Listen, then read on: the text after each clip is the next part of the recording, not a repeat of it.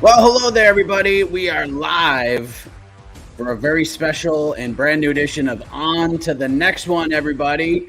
We are live on the MMA Fighting YouTube channel. You can hear the show shortly thereafter on the MMA Fighting Podcasting Network as we are coming off of a pretty crazy ending to UFC 292. We have a brand new UFC Bantamweight champion. We're welcoming you to the program. We're also welcoming you still to the Sugar Show. It is officially the Sugar Show, and at the top of the bantamweight division after Sean O'Malley shockingly knocks out Aljamain Sterling in round 2. It'll be one of the all-time moments that we look back on. Crazy finish, crazy ending to a card. Let's be honest, super fun prelims. Main card wasn't bad, but it was kind of dragging a little bit, and then this moment just kind of put it over the top. What a crazy ending to UFC 292. But I am Mike Heck, and joining me as always, as you can see, the co-host, the co-matchmaker, the best friend, the man who is fully invested in the Tough 31 finale fights. Oh, yeah. So maybe we can consider this in a way the final episode of Tough Hang. Maybe there'll be some matchmaking. Maybe you'll do 2 wild cards this week, AK. How are you? Are you looking at my Google Docs or something? What's going on? You can't give that away. Not that I would do that. I would never just waste a wild card until Ultimate Fighter competitors. I'm doing great. Shout outs to, of course, my boys Celtic. Boston, appropriate enough, celebrating the only real Celtic team that matters. Celtic FC currently taking the pitch right now against Kilmarnock as they advance towards another League Cup championship. But that's not important right now, right? UFC 292. I thought that was a perfectly booked card. Not to make it sound like too, pro wrestling-y, but if you were the UFC, I don't know if you could have asked for. On paper, they did a great job with the matchup, so they set themselves up to succeed, and almost everything played out in maybe everything. I'm trying to think what could have gone better. Maybe a Chris Weidman win, but even the way that played out was kind of like. It kind of was for the better, maybe. So we might not get a chance to talk about Chris. I'll say when I say well booked, I mean like they gave Weidman a beatable opponent. He went the distance. There were some uncomfortable moments in there, but he loses. If this is the last time he fights, at least he can say he got back in the cage one more time. Doesn't sound like he wants to walk away, but that was a nice moment. And then we got finishes. We got really inspiring, I thought, Ultimate Fighter winners. The main event, obviously. I don't know. I don't want to, however you want to phrase the UFC, their treatment of Sean O'Malley, whether you want to call it favorable or just, that they like the kid. They are clearly super happy that they have this guy as champion. And why shouldn't they be? He appeals to a young demographic that every company out there is trying to grab. He did it in spectacular fashion, created super memeable moments, viral moments. This was, again, if this was a pro wrestling show, this is how I would have booked. This is how I would have booked the fights. This is how I would have booked the winners. It was great theater. It was. It absolutely was. And Sean O'Malley is a tier 1 star now. It's official. He's a tier 1 star. We talk about like where the Charles Oliveira's, the Max Holloways, those types of guys are. They're very strong tier 2s. Which is a very good place to be in today's UFC, but there are very few tier 1 stars, and Sean O'Malley is officially a tier 1 star after that win last night. No doubt about it. I don't know if we could put up now. He's going to take time to build up to become like a crossover star, like a McGregor, Ronda Rousey, Brock Lesnar. He's not there yet. That's like tier 1A. That's like S tier if you want to go like the extra level S tier. But he is in that. I think John Jones. I would say John Jones, was a tier 1, pretty convincing draw. Is he? Yeah, is he now? Exactly. Is he now?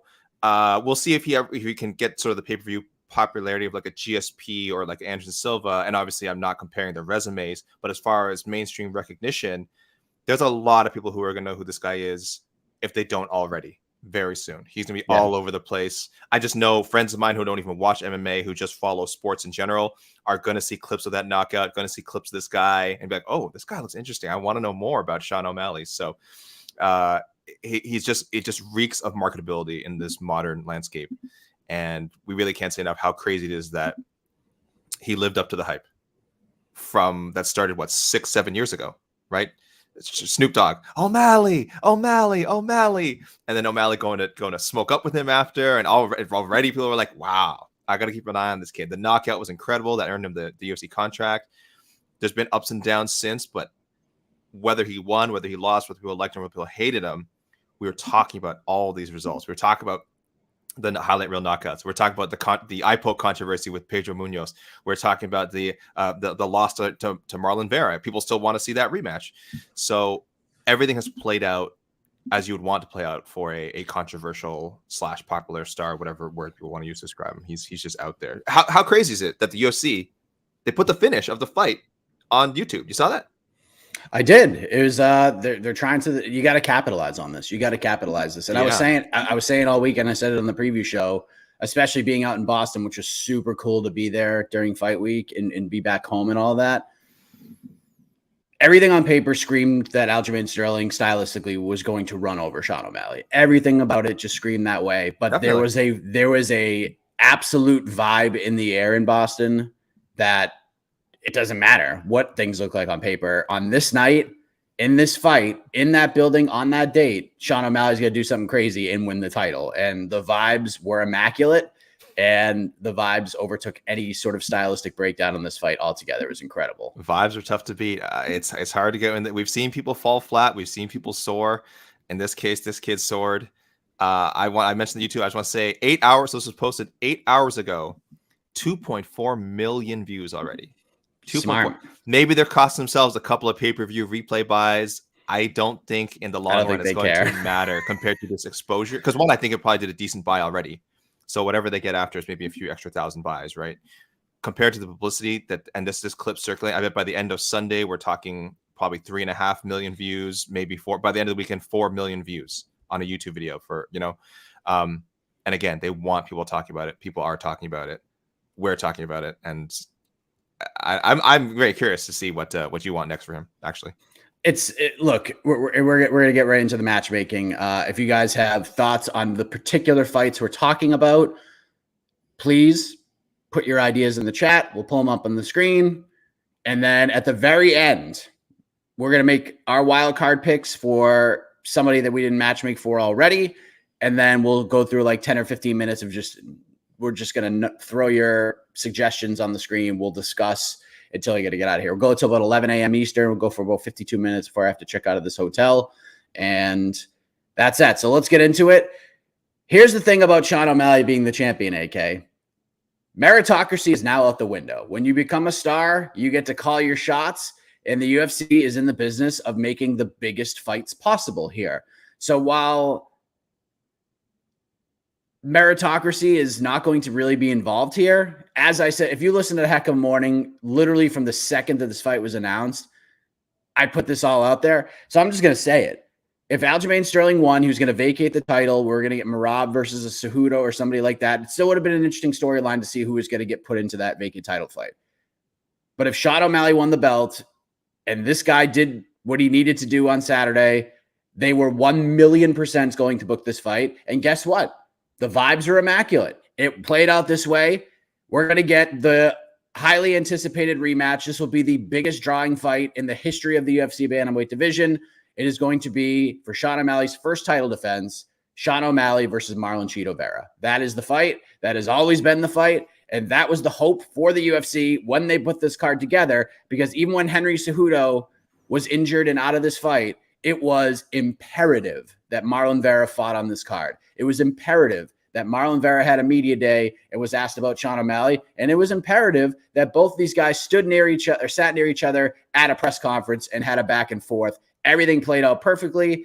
It's going to be Sean O'Malley versus Cheeto Vera. Whether Cheeto Vera, quote unquote, deserves it or not, this is the fight they're going to make. It's the right fight. It's the right fight. It makes a lot of sense. As you said, everything couldn't have played out better. I wish O'Malley had, sorry guys, campaigned for it a little stronger after, but he did mention it. He mentioned it right after the fight, post-fight interview. He was asked about it at the post-fight press conference. He mentioned it. He didn't say he didn't want the fight. He just said he kind of did the sort of cool guy shoulder shrug, but did say it made sense to have that story. You have to think he wants to get that one back, even though he's long maintained. He always calls that fight a win, or he calls that fight, or just says that fight was like it didn't happen. He just ignores it. Doesn't even count in his record. It is a legitimate loss. I would think he wants to get it back. The history's there. It makes sense. Can I also say, and I preface this by, I think people should know, I'm not like a huge fan of O'Malley personally, just some of the stuff and decisions he makes, but he could not have handled the promotion of this fight and the aftermath better. Like all along, we kept saying it's important that he says how good Aljo is. He never shied away from that. He always said two things: I'm going to knock him out, one, and two, Aljo's the greatest bantamweight of all time. And he said it after. He said it out in the post-fight press conference. He said, I feel really good about this win because I beat the greatest. And that's what a fighter should do. You don't go around saying this guy's crap and then actually was going saying like, I told you guys he was crap, I beat him, because then you did nothing. So Aljamain, O'Malley, super smart in that regard. And yes, to keep Cheeto's name out there, even if he himself, I don't know if he's 100% sold on it. He talked more about Gervonta Davis boxing match than he did Cheeto, which is whatever. But O'Malley has handled it really well. His promotion game is on point. You're right, Mike. It should be Cheeto, but I have a weird feeling, they might run it back with Aljo Aljo has to get on this now, though. Aljo has to get on this within the next 2 days. He has to say, I want to run it back. I want another shot. He can't waffle between maybe I'll still go up to 145 now. Maybe I'll stick around at 135 and fight someone. I don't know why he would do that if he sticks around at 135. It has to be for the rematch. He cannot waffle. He has to say something in the next couple of days, because by Tuesday's matchmaking meeting, they will have moved on from Aljamain Sterling if he says nothing. They might still move on even if he does say something. We know their history with him. They're not in the let's give Aljamain Sterling what he wants business. I understand that. But if I'm Aljo, the way he went out, I feel like he could have fought better, and hey, maybe Sean O'Malley could have too. I'm not taking anything away from Sean O'Malley. Sean O'Malley won. He looked great. He proved everyone wrong again. I picked Sterling. Very wrong. Didn't get the fight to the ground. Lost the fight. That's how Sean O'Malley won. That's legit. But if I'm Sterling, my part of me is curious of how a rematch would go. Maybe it goes exactly the same way, but I'm a little curious. Do you have any interest in seeing the run back? Let me just say this, AK, because you are my best friend and I love you so much. But we talked about this in the post-fight show. Maybe I was a little groggy, a little tired, and I'm still kind of feeling that way right now. So I'm not backing off it with this whatsoever. Aljamain Sterling can drive a Funkmaster bus to Sean O'Malley's house and just play air horns over and over again, have a bullhorn, and say a lot of stuff about Sean O'Malley. And the UFC camera people can be there to film it all.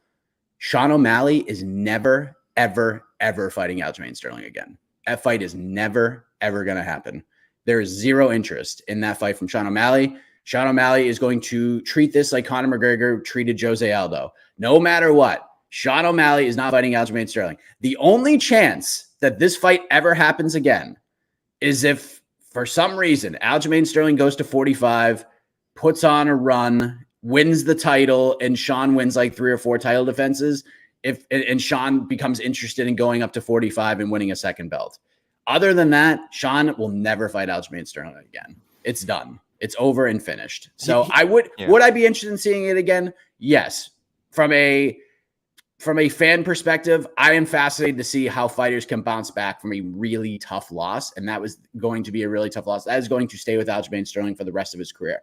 He is going to be known as the guy that Sean O'Malley killed to lose his bantamweight title. So I would like to see it. It's never going to happen, though. It's just not.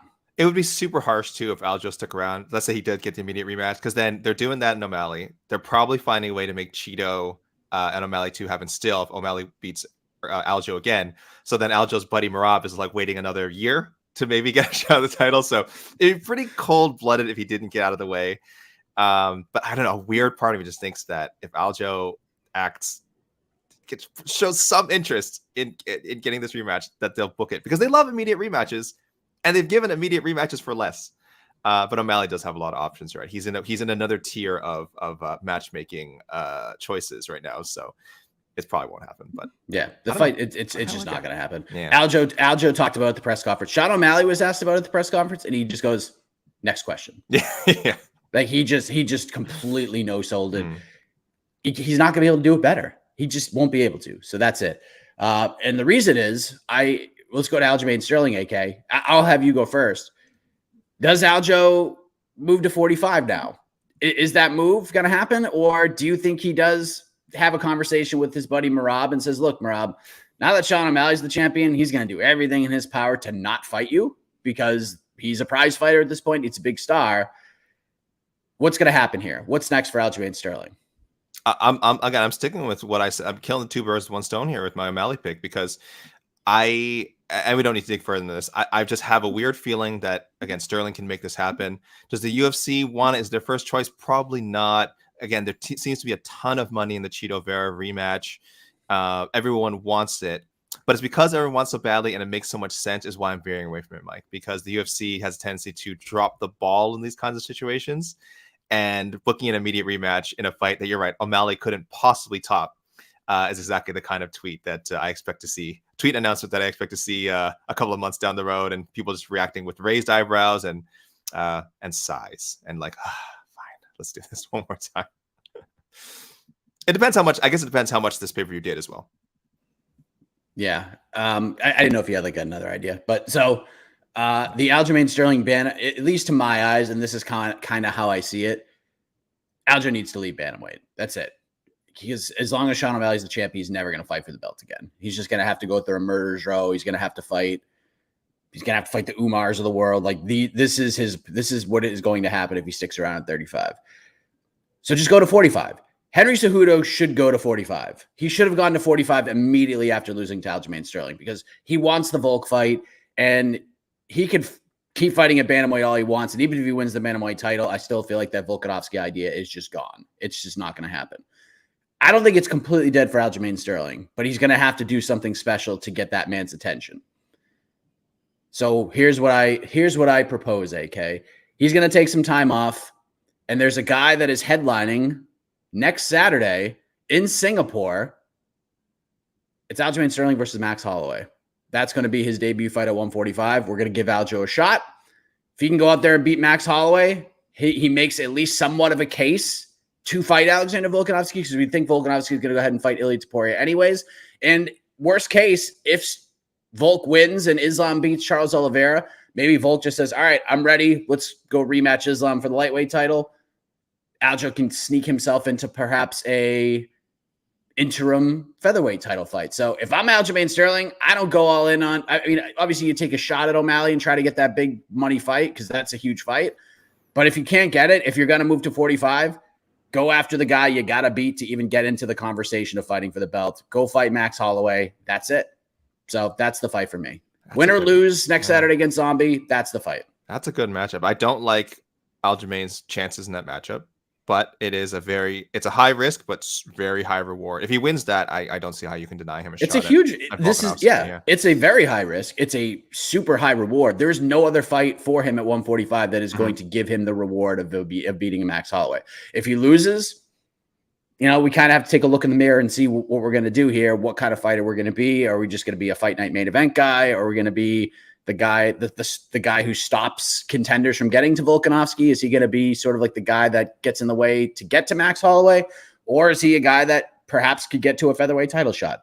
Him fighting Movsar Evloev or Bryce Mitchell or anybody like that, it does zero for him. It's a nice win, but he's still going to have to win. He's still going to have to beat a guy like Holloway to get there. So he ain't a spring chicken. He's still pretty good. Let's take the shot and see what happens at this great point. matchup. So, Two, yes. I think top 20 pound for pound guys in the world. Aljo was number 6 heading into Saturday. Max Holloway number 12. That's going to shake up now with the O'Malley win. But yeah, two top 15. I don't know how far Aljo's going to fall in some people's eyes, but 2 top 15 guys. That's a huge fight. Tristan just said, Mike, I thought you wanted Max to go to 55. Sure. But I also thought Dustin Poirier is going to be Justin Gaethje. So I was hoping we get a Max Holloway, Justin Gaethje fight. Justin Gaethje is not going to fight Max Holloway right now anyways, because he's going to go ahead and fight for a world title against more than likely the Islam Oliveira winner, even before Volk can make that decision. So yeah, I still want Gaethje, and I think Gaethje will probably lose to Islam anyways. So we could still get Max Holloway, Justin Gaethje. We're just going to get a little bit further down the road. So that's for Aljamain Sterling. Let's go to Zhang Weili, AK, because you were on the watch party as this fight was happening. There was no finish from Zhang Weili, but if you weren't going to get a finish, this is about as good as you could do it. This was the definition of one-way traffic. Somehow Amanda Lemos got around from one of the judges. I just don't see it happening. This was pillar to post.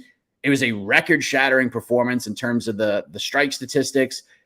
Go look at the stats on this fight. It's just, the more you look at it, the more crazy it is. But Zhang Weili is going to be very tough to beat. So this is a 2-horse race, AK. It seems pretty easy, but it is a 2-horse race. It's Yan Xiaonan and it's Tatiana Suarez. So I kind of feel like this is easy. Are you going Yan or are you going Tatiana? I'm going Suarez? Yan, and I don't even think we should get a friends forever for this. No, I think this is pretty not. obvious. Last time I matchmade for Tatiana, I said she's done more than enough to earn the shot, but the Yan Zhang fight just makes too much sense. So I gave Tatiana, I think, Tabitha Ricci. I'm like, Tabitha Ricci, it's a stay busy fight, or Tabitha Ricci upsets her. Hopefully that doesn't happen for the UFC's plans. But yeah, Suarez, I think, can afford to do one more fight before getting the shot. It's Yan Xiaonan time. It just makes sense. This is a fight that both women have been interested in. They just needed Yan to get on that run, and it looked a little shaky there for a while. She got trucked by Carla Esparza, and there was kind of this moment I certainly had where I was like, I don't know if Yan's going to make it to that number one contender spot, but a few good wins strung together, exciting knockout. There you go. That's all it takes in the UFC sometimes, right? So yeah, this is the way to go. I like to challenge it for Zhang. Talking about the Lemos fight, I'll just say I was okay with giving Lemos round 4. I wouldn't have, but she was on the way to winning it before I think Zhang kind of won it back in the second half. So it's not like the worst scorecard. I think if you had a shutout for Zhang, it definitely makes sense. It was a great performance. We talk about Joanna Jacek. She won a lot of those kinds of decisions, and we call that death by 1,000 cuts. This is like death by 1,000 like sledgehammers. Because she was punching and elbowing Amanda Lemos's face in on the feet, inside her guard, from half guard, from side control, from any angle she could find to throw a punch or an elbow into Lemos's face. She was doing it. So love the Zhang Weili finishes, but if we have more performances like this, because Yan Xiaonan's pretty tough too. I can see that going 5 rounds as well. If we have more performances like this where she is just bludgeoning her opponents, I don't mean to sound sadistic, but it's going to be a really fun second title run. Yeah. I mean, that's the fight. There are rumblings. Dana sort of winky-eyed confirmed this during his press conference last night. There are rumblings that the UFC is going to go to China before the end of the year. And if we can get Zhang and we can get Yan in there for that card, it's just going to be absolutely massive. One of the Chinese reporters had mentioned that Zhang's fight did like 1.8 billion views in China, which is or something about her in regards to this fight did 1.8, not million, billion views in China. So they'd be crazy if they didn't go there. If they didn't get there by the end of the year, December could be a very interesting time. It could be a very, very interesting time. So we're going to have a pay-per-view. That will probably be a fight night event headlined by Zhang Weili versus Yan Xiaonan, which is absolutely incredibly massive. Yeah, that's the fight to make. But AK, you know what? I like to give consolation prizes as well. Some people are like, man, Tatiana Suarez kind of lost out on all of this. My original plan, and it was thwarted last night, which completely flew under the radar. My plan after Tatiana Suarez's recent victory was Zhang Weili is going to win. She's going to fight Yan Xiaonan.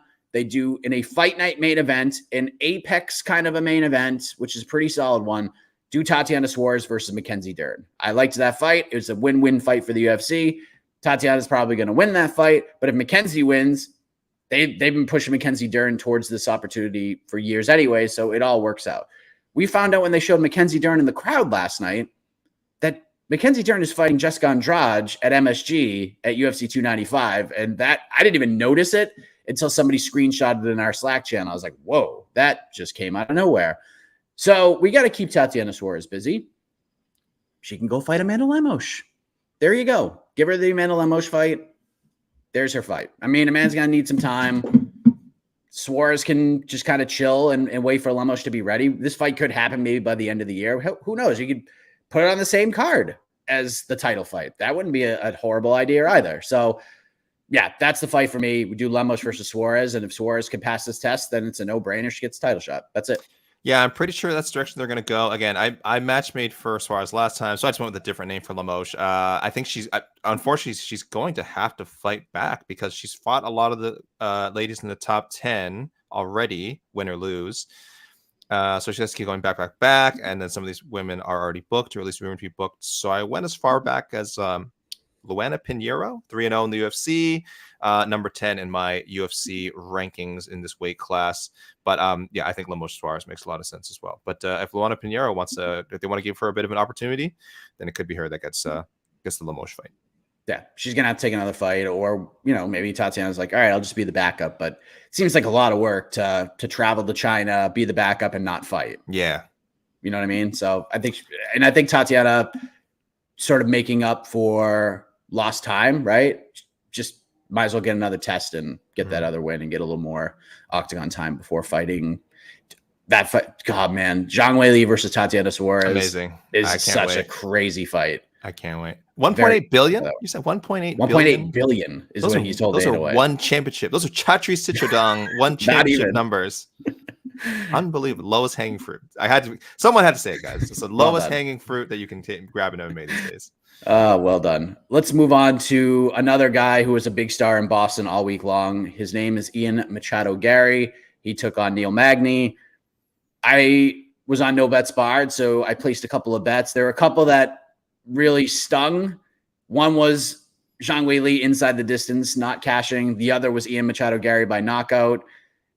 I thought Ian Machado Gary looked fantastic, but if Ian wasn't who he was, and like a fight like this happened on the Contender Series and Ian didn't get him out of there, like this could be one of those ones where Danish is like, I'm not giving him a contract. Guy's on one leg. How do you not finish him? Like, come on. Well, not this year. Not the last 2 seasons of Contender Series. I mean, all you have to do is make it to the cage and perform somewhat, and you get a contract these days. But still, I think there is a, and I've seen it already. There's a contingency of fans who are like, dude, you couldn't get a one-legged guy out of there. But at the same token, this was an absolute run by Ian Machado Gary, a 30-24 in there. It was absolutely wild. He made the call out to Stephen Wonderboy Thompson, AK, and Dana White was asked about this at the press conference, and Dana White was like, we called Wonderboy, he turned it down. Just taking the dirt and burying it on top of the NMF. But despite what Dana White says, I feel like Wonderboy is kind of stuck between a rock and a hard place right now. And Jed made an interesting point on the post-fight show. If you are Wonderboy Thompson right now, I understand that you want the Kamaru Usman fight. I get it. You want to get the quickest lane to that title shot if you can get it. But you're not in the good graces of the UFC. You got to find your way back. If you're going to fight Ian Machado Gary, you have to fight this dude now. You have to fight this guy now. Get him before he gets better, because he's 25. His game is evolving. He gets better every single fight. If you're going to fight this kid, fight him now. I think cooler heads are going to prevail. I actually think this fight's going to happen. I think eventually we're going to get a conversation between Dana and the brass and Wonderboy. Ian wants it. We could do a main event, fight night main event. I don't think this is an Apex main event. This is in front of a crowd. Maybe we do it before the end of the year. I actually think this fight is going to happen. I think we're going to get Ian Machado Gary versus Stephen Wonderboy Thompson before the end of the year. Your thoughts? Yeah. Do we even get a Friends Forever for this one? It's too easy. It's too easy. I took like maybe a minute to try and think of an alternate answer. And again, just based on who he's fought so far, who's ahead of him in the rankings, like what's left for Ian Machado Gary to climb into the top 10, it's Stephen Thompson. I don't know how truthful Dana White is being about, Wonderboy saying no. It could have been they called Wonderboy's management, and Wonderboy's management might have come back. Oh, let us think about it. And then Dana White kind of could take that as they didn't say yes, so it's okay for me to say they said no. If there's any truth to it, I hope it's because Wonderboy is in some position to negotiate for, I don't know, a better payday to take on such a dangerous opponent, but he's really not in much of a position to negotiate anything, is he, after turning down that fight, which makes no sense to me. He should have turned down that fight and have suffered no consequences, but I don't know. This game is so crazy. People are criticizing Wonderboy for turning it down. Dana White, as you said, clearly not a fan of Stephen Thompson not taking that fight, despite all that he's done for the company. But yeah, it's a great matchup. It's a legit top 10 guy.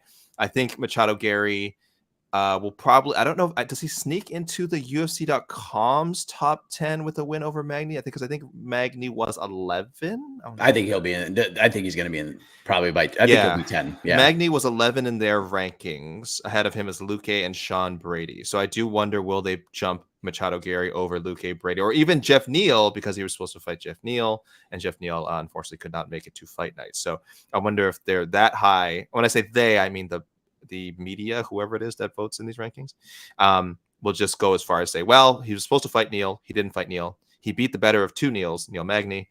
Let's just give him the number 8 spot. So he could be as high as number 8. I don't think so.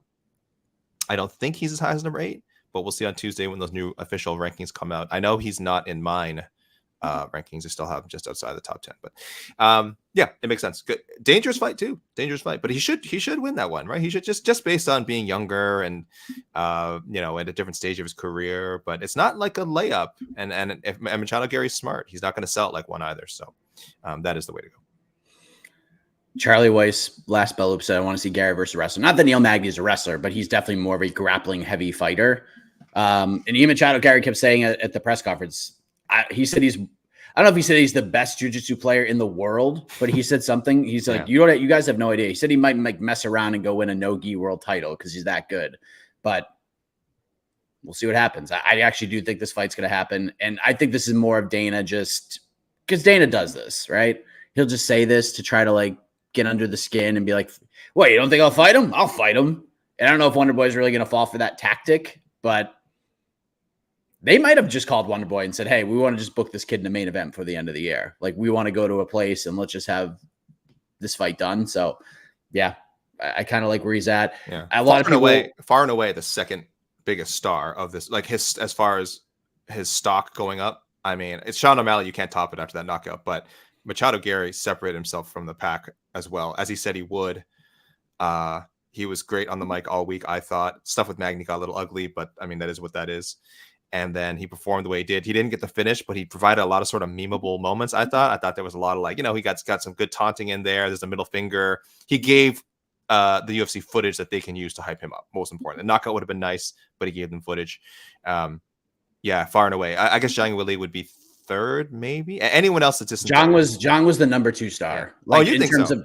In terms of pop, the reaction, yeah. In terms of pop, yeah, absolutely. Yeah. But I think Machado Gary's stock is like went way up. Is the second highest riser. Sean O'Malley, the number 1 by far. Machado Gary number 2, and I think everyone else is like a distant third. But yeah, it was an eventful card, and Machado Gary made the most of it. That's for sure. Yeah, I wouldn't say he was great on the mic. He was kind of awful on the mic. I liked him after. I thought his post fight was pretty good. Yeah, for Boston though, for the people that were in all the buildings he was at, it was perfect. Because that's what Boston likes. They like craziness, and Ian provided that for him. He had an open workout the night before the fight, and that place was packed with people who wanted to see him hit pads at a random pub in Boston. So good week for Ian Machado Gary. We'll see if he gets the big fight. Mario Batista was on this main card, AK. I feel like he's going to be kind of passed over in all discussions when it comes to all of this, because it was just kind of a random fight to have in the main card with some of the action that had some really interesting matchups in the prelims that you could argue deserve the bump up. But Mario Batista gets it done over Damon Blackshear. Damon Blackshear tried to make history, tried to win 2 fights in 7 days. Did not happen, but Mario Batista gets a decision win. Where are we going with young Mario here? I think I just settled on Pedro Munoz. I was trying to think. I don't care about rebooking the Cody Garbrandt fight. Frankly, that would be an easy way to go. If they do that, would not be surprised. No issue with it. You want to give him a veteran name. But again, now he's on 5 straight wins in one of the toughest divisions. And I just don't think that was already a fight back. Now it's like a little further back. I'm hesitant to match him up with some of the other streaking bantamweights. Again, any of those matchups would be fire. So I'm going to go with it. I think he's earned, if that's the right word for it, a fight with Pedro Munoz, who for me is still kind of holding on to a top 15 spot. I know people are going to look at his record and be like, well, he hasn't had a lot of actual wins, but look at his level of competition. I thought he was pretty competitive against Chito. So I think that's a nice win for Mario to potentially have as his resume. And for Pedro, again, someone as a veteran you respect, you should be giving him good fights. You shouldn't just be trying to set him up necessarily to be knocked down by these younger guys. So, and I don't think that's what a matchup with Bautista is. I think it's a competitive fight, and win or lose, I don't think it hurts Mario Bautista's stock too much. And you keep Pedro busy. He's a guy who deserves to keep getting good fights. Yeah. Again, this is not even a friends forever. This is the fight. This is where Pedro is right now. Good fighter. This is the test, right? He is the bantamweight division's litmus test. If you're going to be a top 15 guy, you got to go and beat Pedro Munoz. They tried with Chris Gutierrez. Pedro Munoz was able to win. Batista versus Gutierrez, Batista versus Munoz is a pretty interesting fight. So let's see. But I like that one as well. Who do you have from Marlon Vera, AK? Yeah, If you're pushing for the rematch yeah, between O'Malley and Aljo, I already have my Vera pick because yeah. he's 1,000% going to fight for the title. But where did you have him? Where did you have him? If he doesn't fight for the title, I think the only fight that should be really be appealing to him is a rebooking of Cejudo. That's probably the way to go. Big name. It would suck if he lost, but if you're the UFC, you're kind of happy either way. They definitely know the Cheeto fight is big, but if you think they wouldn't love to promote Cejudo and O'Malley potentially, I mean, it's a fight both guys have talked about. I mean, they both talk about wanting to smash each other. So, yeah, that's just a if Cheeto doesn't happen and they still want to line up another compelling title fight next, you get Cheeto, you get Cejudo in there. I still don't know where Corey Sandhagen fits in all this, Mike. I don't know. I don't know how you. I think he has to fight Honestly, again, right? dude, he has to fight again, which sucks. And that's fine. I think this all worked out for Corey Sandhagen. Oh. I really do. I think it worked out because he is hurt. Like a lot of people are like, oh, Corey's going to get passed over. He's the biggest loser. No, I don't think he is. I think he's an appeal. I think he ends up being an appealing matchup for Sean O'Malley when this is all said and done. And the fact that, because even Corey showed up had a small media day. He had a huge cast in his arm and said he's not even going to be cleared to train, like not even train for 6 months. And then he's going to get going. Then he's going to book a fight and go through a training camp. The earliest I think we're going to see Corey Sandhagen is like July of next year. So this division is going to shake out a bit. And I think people are going to be even despite the Rob Font fight, which I don't think he deserves all that flack for because he tore his freaking tricep off of completely tore it and still dominated Rob Font, which is a really good win. I actually think he's in a pretty good spot here. I actually think he's okay. He's not going to get passed over. It's not really a meritocracy thing.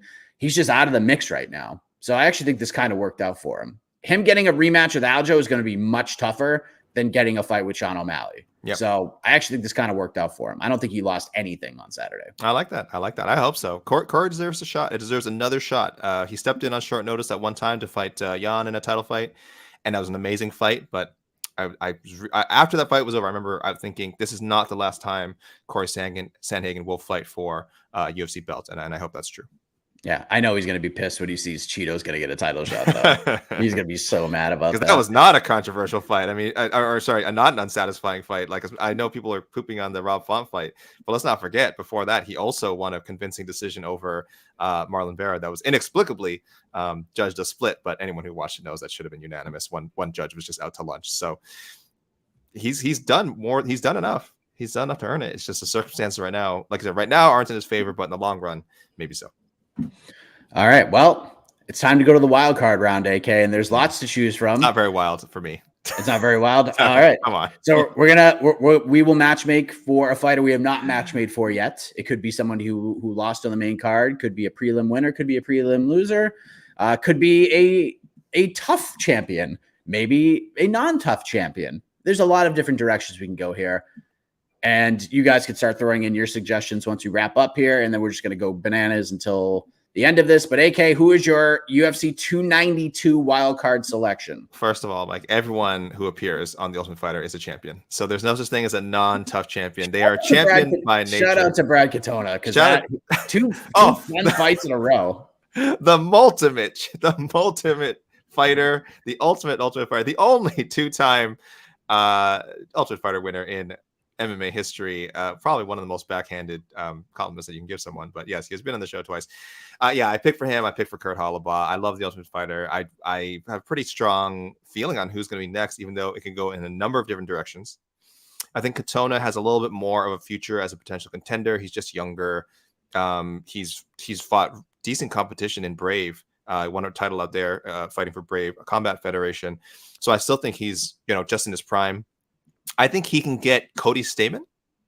I'm not sure. I don't know if you think that's too high. I got Cody somewhere in the top 25. I think Brad could get that fight.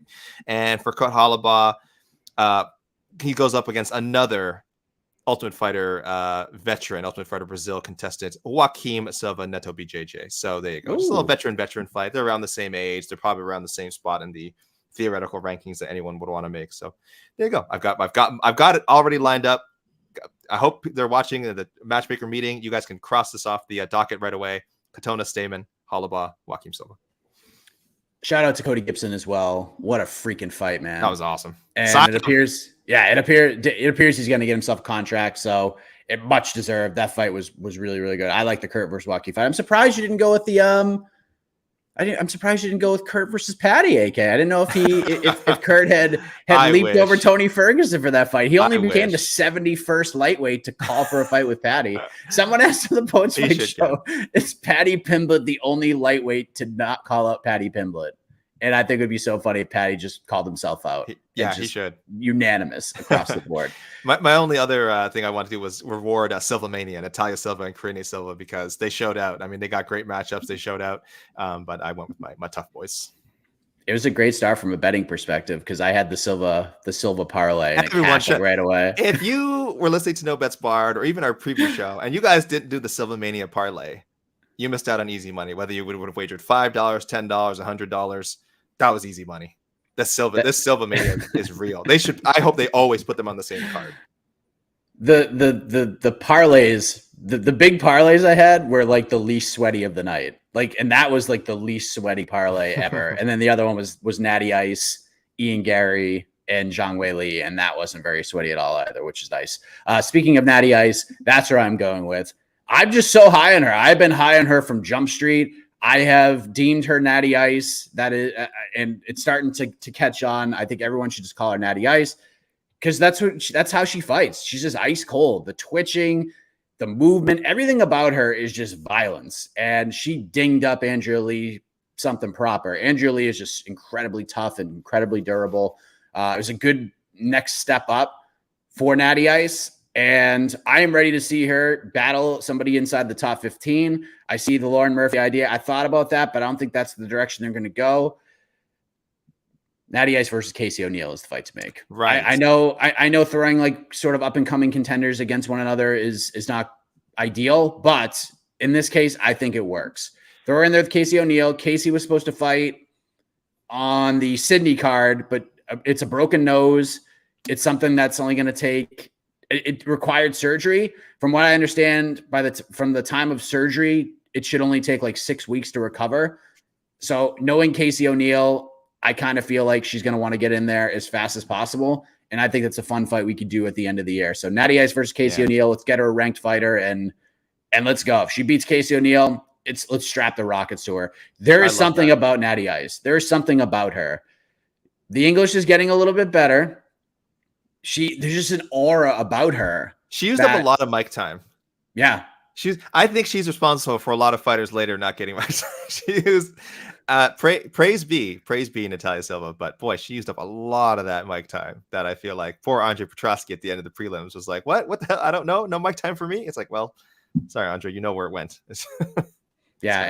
And Andre, yeah. Well, they also said too, because I don't even really blame Natty Ice for that. I blame the judges and the commission for that. Oh, that too, because they took them so long to do the scoring. But forever. That may be the longest split I've ever seen. I think if Natty Ice hadn't held a little mini sermon in there, there might have been a little time for Petrosky to because he's a great. We saw he has a great story. We saw in the MAR. Wish he got into put out a little inspirational message out there, but certainly good for you, Natty Ice. I did want to ask. We should move on, but where would you rank Natty Ice right now, Mike? And I'll make it easier. I don't know if you had time to look at your own rankings. So I had her like borderline top 20 outside. She leaps in the top 15 now. So I put her over Tracy Cortez, and that's pretty easy. JoJo. I put her over Casey O'Neill already. Would you put her over Casey O'Neill already, or do you want to see them fight first?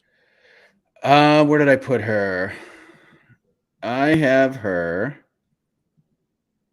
Natty Ice at 12. I have her exactly over Casey O'Neill. How do we do this? This is a Friends Forever moment. Exactly the same. Yeah, exactly the same. Yeah. She is at 12. It's number 8, Chikagian, number 9, Lauren Murphy, Jennifer Maya, Macy Barber, Natty Ice. Okay, so 12. You do have her ahead of Casey O'Neill right now. I have her 3 spots. I have Casey at number 15. Okay, I have Casey 1 spot behind, just right behind her. So yeah, good fight. All right, so at this time, go ahead. It's wild card time. Oh, Mike, sorry. Let me shout out quickly. Southpaw Picks. I'm giving you a live show at No Point. He called for Chase Hooper versus Jordan Levitt, which looks like it's going down November 18th. He called for this fight back in May. So, sir, take your live point. Southpaw Picks. I am congratulations on that. I will let people know now. Send in your picks, people. It was wild hearing Joe Lozon at that Q&A say that he wanted Chase Hooper, and the UFC basically told him, like, your services aren't required on this card. I'm like, what? How the hell? Like, Upsetting. Joe Lozon? Upsetting. Jesus Christ. Craziness. All right, let's go. You want to just do the quick rundown of the rules and regulations? What constitutes a doo-doo pick and whatnot? Yeah, I'll just let people know. Please try not to match up people who have already fought. The easiest thing to look up is, are you picking a name that is booked? I know we're doing a live show now, Mike, so we got to be a bit fast and loose. People are just going to be throwing out names there, but it's really easy to check. You have your phone next to you. You can go to Tapology. You can go to MMAfighting.com. You can go to SureDog, whatever resource you want to use. Check if these people have already fought. There might be notable injuries. There might be someone pregnant. Don't send us a name if someone's pregnant, please. That's not hard to look up either. And sometimes, Mike, there's just some picks that we're not going to want to read out because they're doo-doo. Fair enough. All right, let's see what we got here. Toby, O'Malley versus Cheeto, Zhang versus Jan, Gary versus Brady at MSG, Mario versus Cody. Rebook it, sure. It seems like Mario's already past that at this point. And if I'm Mario, I'm not interested in booking that one, even though it's a name. It's just, you can't really rely on Garbrandt at this point. Pedro versus Jan, I like that one. Robocop versus Tavares, Katona versus Stamen. Friends forever. How about that? Friends forever. Kurt versus Miller, Natty Ice versus Lucky Lauren Murphy. Kurt, I mean Jim Miller. Jim Miller. Yep. I don't mind that one. No, I don't mind. That suits the Jim Miller current career arc right now. Yeah, I'm totally down with that. Weidman versus Dominic Reyes, double retirement. Book it. So, yeah, Weidman's in a tough spot. Banged up. Dana White said an MCL tear, perhaps. Weidman on the post-fight show with the UFC said, I'm going to be back better than ever. I only want to see one fight for him, AK. And let's just re-sign good old Lukey Rockhold for a one-fight deal. And let's just close the book on that. Like that. I don't want to see Chris Weidman fight anybody else besides Luke Rockhold. That's it. I don't want to see anything else. I don't want to see him fight anybody else, period. I'm a huge Chris Weidman fan. I think this is like the best possible way he could have gone out. I agree. A valiant effort in front of a super supportive Boston crowd, class opponent in Brad Tavares. You could not ask for a classier opponent in middleweight. And the fact that he made the distance, I thought when he started limping in round 2, I'm like, oh, this is going to get stopped. It's going to get stopped. But worked out the kinks, adrenaline kicked in. I don't know, got a second win, battled back. Some people said there was a 29-28 in there, right? No, it was 30-27 across the board. Okay, I think he thought he might have won the second round. And that's the way he should go out. He should go out with positive feelings, thinking I performed well, but I didn't do enough to get the W. I am satisfied. But hey, I'm not Chris Weidman. I don't know the mentality it takes to get where he got to. I understand if he wants to fight again, but this was a very nice way. If we don't see Chris Weidman fight again, this will be a nice memory. I think. But as I said on the previous show, this was the best case scenario for everybody, was that Weidman got back in there, went to a somewhat competitive decision, didn't look completely out of place, got hurt, but didn't get like badly hurt where it like affects the rest of his life forever.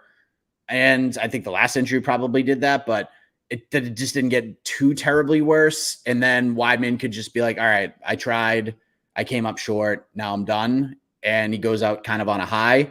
Because if he goes on wins, he's just be like, I want to fight Khamzat Chimaev at 185 so he can get that title shot. Like that's just how the man is. That's just how he is. Yeah, don't do that. So no, please no. This would be a good exit, but it doesn't feel like Weidman's going to go. So if he's going to fight one more time, just sign Luke Rockhold and let's do that rematch that we were supposed to get a couple of different times. So but I would be okay if this was it for Chris Weidman for sure.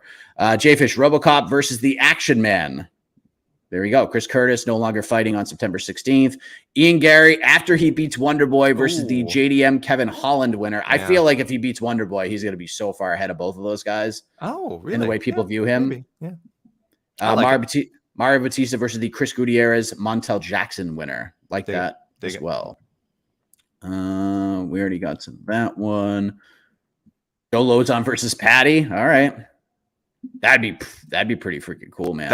I feel like we've mentioned that in a show before. I don't know if the ship has sailed on that, but I do feel like that was one where we were like, this makes a lot of sense for where Patty was at the time that we brought it up. But I don't know. That would have that'd have been great. The right fight for Joe Lozon it's Joe Lozon. It's Joe Lozon versus Tony Ferguson at UFC 300. That's the fight. Tristan, Aljamain Sterling versus Brian Ortega. Brad Katona versus C-Rod. I think C-Rod has a fight booked. I don't know if it's been announced yet, but he is saying that a contract has been signed, I believe. Mario Batista versus Ricky Simone. Sure. Kurt Holloway versus Alex Munoz. Is Alex Munoz booked? Oh, no. He just fought. What was the first fight on that you just read out, Mike? Sterling versus Brian Ortega. Brian Ortega. Yeah, that's not terrible. I don't think it has served quite the same purpose as him fighting Holloway. Like you said, if he beats, because even if he beats Ortega, it doesn't feel like that's guaranteeing him a title shot. It's a cool matchup, a very tough fight, but it's not like you suggested, Mike, with Max Holloway, where he gets that win, boom, number one contender. People want to see him fight Volkanovski. He beats Ortega. There's some intrigue there, but it's not automatic. There's another Aljo versus Ortega. Wow. Yeah, Calvin Cater at his Q&A said that Brian Ortega was interesting to him. I don't mind that fight. I don't mind that fight. Ortega's been out for a while, dealing with some injuries. Cater dealing with an injury of his own. He thinks he can fight by the end of the year, and if somehow Ortega can get back, I don't mind that piece of business right there. What about Mario Batista versus Dominic Cruz, AK? I think Mario Batista would love it. It's one of those fights I think Cruz not particularly interested in. He's a really good at I don't want to say avoiding fights. I don't think he avoids fights because I don't think he gets sent all these contracts that we suggest and fans suggest. But I think he's very good at angling and letting the UFC know, like, I might not be ready to fight, this time. So, send me the right opponent. I might be ready to fight a bit sooner. Would you say Chris Weidman had that dog in No, him? I would not. I would not. Aaron Bronstetter, if you're out there, I don't know if you saw Aaron. Did you see Aaron's tweet? I did not. It's like, it was kind of funny. It was just like it's like a million dogs inside of Chris Weidman. I was just like, No. I'm not even acknowledging it. Someone sent to me, and I was like, well, thanks. Now both our nights are ruined. So screw you. This is literally the name. If you're, I was going to say, but hey, you take it easy. Yeah. Gary versus Thompson, then Gary versus Burns, then Gary versus Covington seems to be the path Ian will probably have to. But Gilbert Burns was in Ian's corner, so I don't think they're ever going to fight each other. He joked about it. He joked about the post fight. He was like, I thought I would just call him out as a joke, but no, they're not going to fight each other. They're boys. They're pretty tight. Rudy likes Gary versus Neil at MSG, then Gary versus Wonderboy Q1 2024 to headline UFC Dublin if they go back there. Can I just say, this is what I mean when this man's stock is rose, is people are, when people are booking not just your next matchup, but like your arc, when they're booking an arc for you, that is when people are super invested in your career. Like they can see what you see. These guys like Machado Gary are like, they have a plan. And for a lot of the fighters, these plans don't work out. So far, his is going well. And the fact that he has people buying into it and also trying to help like map out this plan, he's legit. We saw the ascension of two stars on Saturday, to different levels for sure. O'Malley on a level of his own now with some other people. That made no sense. That was an oxymoron, but you know what I mean. He's on level with he's in rare air. But Machado Gary also, I think, stepped up to maybe that B tier of stars, and that's a big deal considering he's not even fought for a title yet. Monster Sean versus Cheeto, Henry versus Marab on the same card. If both are healthy enough, Zhang versus Jan put Tatiana on the card to set up the next fight. Ian versus Wonderboy at MSG, feature fight or pay-per-view opener. I kind of feel like that's a 5-round main event, but that is interesting though, because I think if they offered Ian Gary to Wonderboy at MSG, I think Wonderboy would probably take that fight. 3-rounder at MSG, I think he would do it. Yeah, Machado Gary said he doesn't want to fight in New York because of the taxes. I think a lot of fighters are kind of taking that attitude. So I think that's the only thing that they would have to maybe sweeten the pot a little bit for Machado Gary, and he does have leverage, I think, at this point. Probably right. Someone had asked earlier, why does Cheeto Vera deserve a title shot? And this is very simple. He doesn't necessarily, from a meritocratic perspective, deserve it, but this is what the UFC does. This is the biggest fight probably in bantamweight divisional history.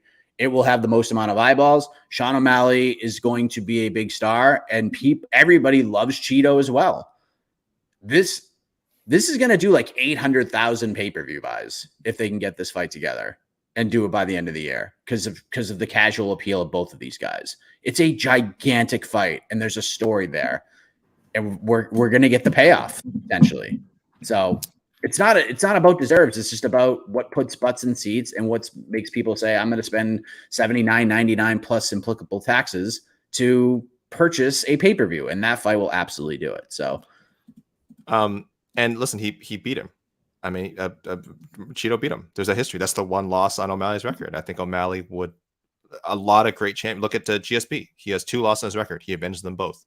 A lot of champions don't get that opportunity because the timing just doesn't always work out. O'Malley has an opportunity. And what I'm digging way back here. Why did Jeremy Horn get a title fight against Chuck Liddell back in the day? Because he beat him. He beat him once upon a time. Was was he the big time number one contender when they rematched? No, it was years later. But you have the history. That history means a lot. That's a very easy way to sell a fight. And the fact that O'Malley has talked about that fight, feeling like he won the fight, and that doesn't, or that invalidating Cheetah's performance, means it's still fresh in people's minds. That fight has never gone away from being a topic of conversation for either guy, and it's an easy sell. So yeah, it's not my number one choice, but if you're the UFC, you see dollar signs there. A lot of Ortega versus Aljo suggestions. Mario Gutierrez, Jackson winner from Brandon, Lemos Suarez. You know what, AK? There is one fight at bantamweight that involves Aljamain Sterling that is somewhat intriguing to me, and I think it would be somewhat intriguing to him as well. And it's not a title fight. Logan Sheets opened my eyes a little bit. I don't think this is going to happen. I still think he's going to go to 45. However, if he stays at 135, I think this fight makes all of the sense in the world. Yeah. Aljamain Sterling versus Dominic Cruz. I saw a couple of mentions, and if you're Cruz, I was talking before that I feel like Cruz has some, ability to strategically get himself big matchups. How can it get bigger than this right now? He's this at the number 2 bantamweight, number 3 bantamweight in the world, wherever you want to put Aljo now. I don't know if people feel like putting Merab above him or Sergio Pettis, something like that. I think he's number 2. How can you go higher? If you're Cruz, you do it. You Cruz, you win. Screw it. You set up some weird random ass title shot with Sean O'Malley. You lose. It's you don't so care. easy to you sell. Lost to Aljo. Yeah. So Dominic Cruz, if you're out there, start politicking, man. Use whatever favors you have. Tell Dana, he owes you one. If that's even a thing, try and get this fight because it totally makes sense. Who's the greatest bantamweight of all time? That's all you got to do. Oh, it's a 2-horse race. Let's settle it. Let's settle it right now. Much Mike, you're making too much sense again. You're making too much sense again, Mike. You're making too much sense again. It's not going to happen, but I would, if he's going to stay at 135 for one more fight and doesn't get in Merab's way, that would be a good one to just kind of settle the debate. So Weidman versus Mearshart as his retirement fight. That's not terrible. That's another recommendation from Screw You. Thank you, Screw You. That's not terrible. That's really not terrible. If I have to see Chris Weidman fight again, seeing him fight Gerald Mearshart would be pretty fun.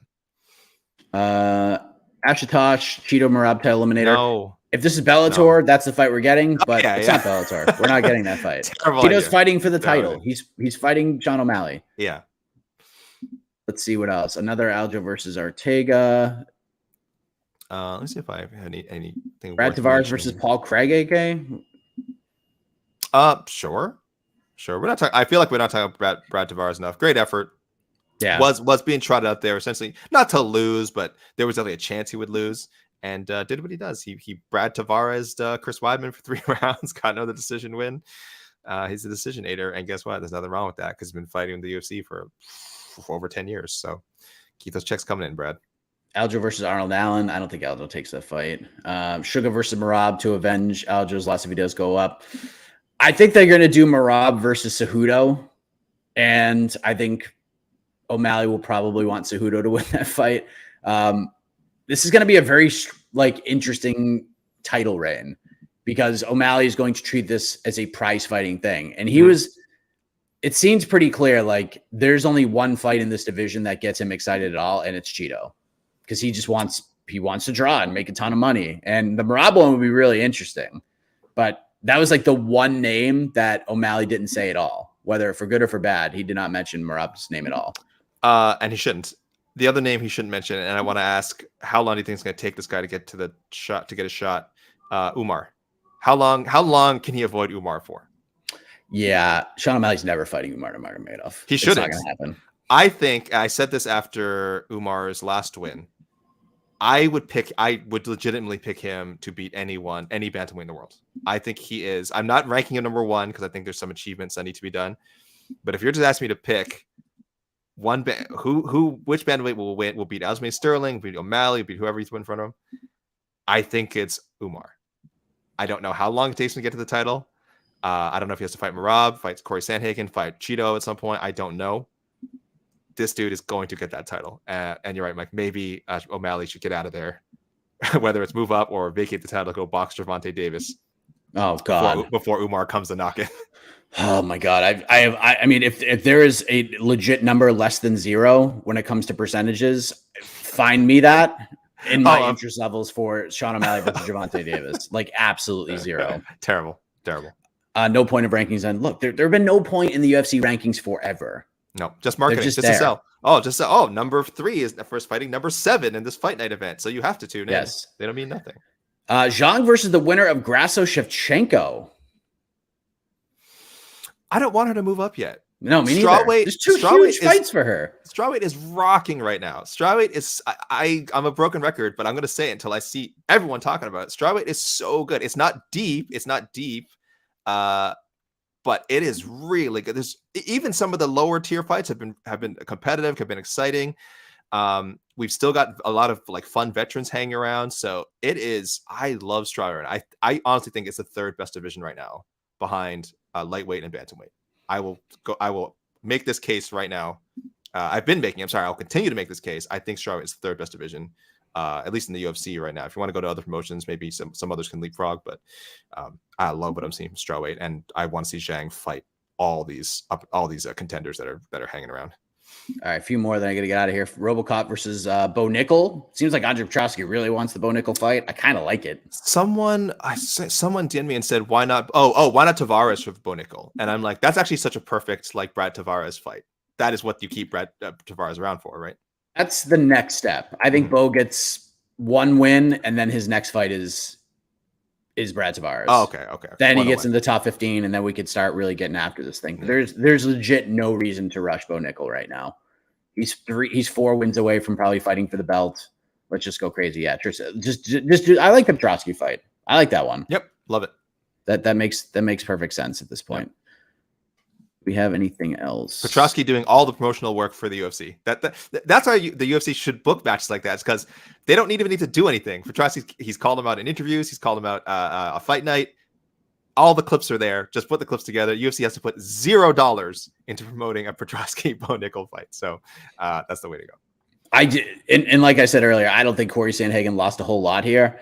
I do think Sean O'Malley and Corey Sandhagen will be a really fascinating fight. And I think it's a fight that Sean O'Malley would take. So we're not going to see Corey Sandhagen until probably the summer of 2024 at this point with that injury. So yeah. I don't think he lost a whole lot here. I think he's going to be kind of pissed to see Cheeto fight for the belt after he just kind of ran him over, but it is what it is. Lemos versus Verna. I want to say Terrence Leverett was saying Corey's going to beat him. I see Vijay and Natarajan also saying Sandhagen's going to get that belt. I'm done doubting Sean O'Malley unless he fights Umar. If he fights Umar again, I pick Umar to run over anyone. But Sean O'Malley, I thought he was going to lose to Jan. I thought he was going to lose to Aljo. I guess I would doubt him if he fought Marab too. But now, even then, Mike, I think I have to stop doubting him. I think there's something to this kid as far as being a legitimate top tier champion. So if he fights Marab, guess what? I'll tell you right now in advance, I'll pick O'Malley only because I've been so wrong picking against him. So anyone but Umar. That's my hashtag for Sean O'Malley. Anyone but Umar, I'll pick Sean O'Malley to win. Well, all right. I think we're going to wrap up here. Thank you all very much. We'll be back next week. For those who like early day MMA, it is early day MMA next week. I believe the prelims start at 8 a.m. Eastern for UFC Singapore. No, 5 a.m. Eastern. I'm sorry, 5 a.m. Eastern, which is even better in my opinion. I like that a lot. We're going to have a full day, dude. We're going to have a full day. We can record on to the next one at lunchtime. Do we have PFL on Friday? I think so. And it's perfect. By the time PFL ends, the UFC card is going to start. What do you mean? By the time PFL's third main card fight is up, then the UFC will be starting. Yeah, the UFC will be 3 fights in before PFL ends with that pacing. But God, this Singapore card is actually sneaky good, especially up the top. We have Max Holloway versus Korean Zombie. I know some people are like, oh, why is this fight happening? Zombie wants it. It's his last fight. Holloway wants it. I don't know. Max is just going to he's just going to punch him a lot for 5 rounds, and it's going to get ugly at times, but this is what Zombie wants. This is a retirement fight. There you go. Oh, PFL is on Wednesday. Yeah. Thank you. That makes the pacing joke even funnier. Yeah. But I mean, still, there's a very real opportunity. There's a very real chance that PFL will still be happening by the time the UFC card starts 3 days later. So we get Holloway Zombie. We get Anthony Smith versus Ryan Spann 2. We get the return of Giga Chikadze against Alex Caceres. We got Rinya Nakamura versus Ferdy Garcia. That fight is going to be a freaking chaotic banger. Aaron Blanchfield versus Tyler Santos is a huge fight at 125. We got Waldo Cortez Acosta versus Lucas Bresky. We got Chidi and Jokawani versus Mikel Zajac. That fight's going to be insane. Kenan Song versus Rolando Bedoya. Na Liang versus JJ Aldrich. We got Toshiyami Kazama versus Garrett Armfield. Yusako Konashita versus New England's own Billy Goff. We got Seung Woo Choi versus Jarno Aarons.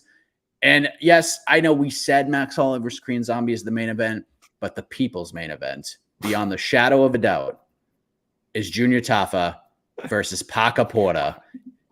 This is such an opportunity for Paca Porta, and then he can call John Jones for the rematch. I love everything about this. We get Singapore. Congratulations. You get Paca Porta on Saturday. I was like, did he miss a fight? Oh, no. And then, of course, he didn't miss a fight. And then I saw the fight you missed, and I'm like, oh, okay, it's a wind up. He's winding this one up. All right. Just like the classic song, you go and save the best for last, okay? You go and save the best for last. But you guys are the best. Appreciate it. Get some sleep, everybody. I'm very excited to get home to the fam. And this was a really fun weekend back to Boston and then doing the watch party last night. We'll post the clip of the Sean O'Malley knockout in a matter of moments. It is delightful. We didn't get it up last night, but I'm going to post the clip of the watch party reaction to Sean O'Malley becoming the bantamweight champion of the world in a matter of moments on my Twitter. So next week, normal show, be recorded. So submit your no picks like you usually do. Hit up AK on social media. Hit up me on Instagram. Send us the messages. We'll get it. We'll get back to the normal thing. But until then, everybody, you guys are the best.